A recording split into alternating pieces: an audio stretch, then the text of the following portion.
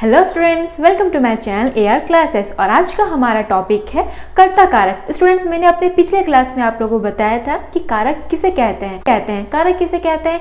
जब संज्ञा या सर्वनाम का सीधा संबंध क्रिया के साथ होता है ना, तो वो हमारा क्या कहलाता है? कारक कहलाता है।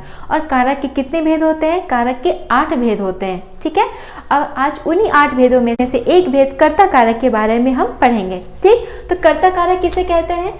संज्ञा या सर्वनाम के जिस रूप से क्रिया की करने वाले का बोध होता है, कर्ता कारक कहलाता है। यानी कि क्रिया जो कर रहा होता है ना, उसका जो बोध होता है वो हमारा क्या कहलाता है? कर्ता कारक कहलाता है। तो स्टूडेंट्स, ये तो हमारी परिभाषा हो गई। अब हम इसे सरल भाषा में समझेंगे कि कर्ता कारक क्या होता है।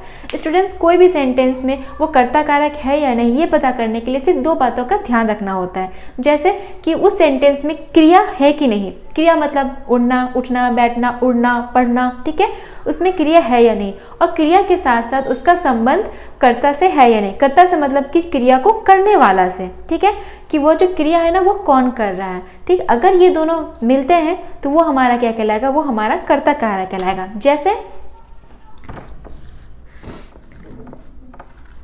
राम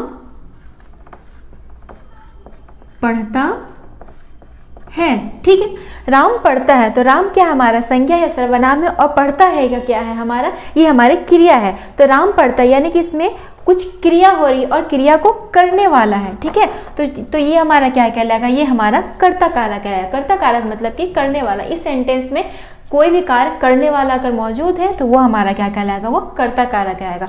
दूसरा सेंटेंस देखेंगे कि पक्षी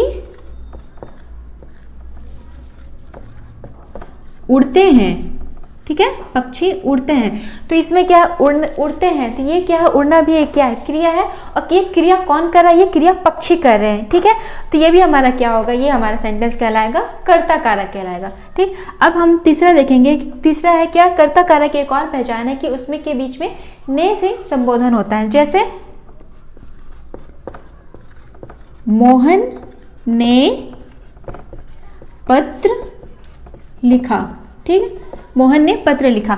अब ये पत्र लिखा, ये क्रिया है। पत्र लिखना क्रिया है। अब ये किसने कर रहा है? मोहन ने कर रहा है, तो ये क्या हो जाएगा? हमारा कर्ता कारक कहलाएगा। ठीक है, तो ने बीच में अगर आ रहा है, और किसी सेंटेंस में ने नहीं आता, लेकिन उसमें क्रिया और क्रिया को करने वाला भी मौजूद है। ठीक, तो वो हमारा क्या कहलाएगा? वो हमारा कर्ता कारक कहलाएगा। अब हम जैसे एक और सेंटेंस लेते हैं। बंदर पेड़ पर बैठा है। बंदर पेड़ पर बैठा है। ठीक है, बंदर पेड़ पर बैठा है, तो बंदर पेड़ पर बैठा है, तो ये क्या कुछ क्रिया है? कोई क्रिया हो रही है इस पे? नहीं, इसमें कोई क्रिया नहीं हो रही। तो जब इसमें कोई क्रिया हो ही नहीं रही है तो क्या होगा? इसमें कोई कर्ता होगा। जब क्रिया ही नहीं हो रहा तो क्रिया को करने वाला भी नहीं होगा इसमें। ठीक है, तो ये क्या हो जाएगा? ये हमारा कर्ता कारक नहीं होगा। ये सेंटेंस ही हमारा क्या होगा? ये सेंटेंस ही हमारा कर्ता कारक नहीं होगा। कर्ता कारक की पहचान ये है कि चलना, फिरना, दौड़ना, बोलना, लिखना, ठीक है, खाना, पीना, तो ये सब क्या है? वो सब क्रिया है। और क्रिया के साथ जो क्रिया को करने वाला जो होता है ना, वो भी होना जरूरी है। ठीक है, तभी वो सेंटेंस क्या कहलाएगा? वो सेंटेंस हमारा कर्ता कारक कहलाएगा। तो स्टूडेंट्स, अगर मेरा क्लास अगर आपको पसंद आता है तो प्लीज मेरे चैनल को लाइक एंड सब्सक्राइब जरूर करें। थैंक यू, धन्यवाद।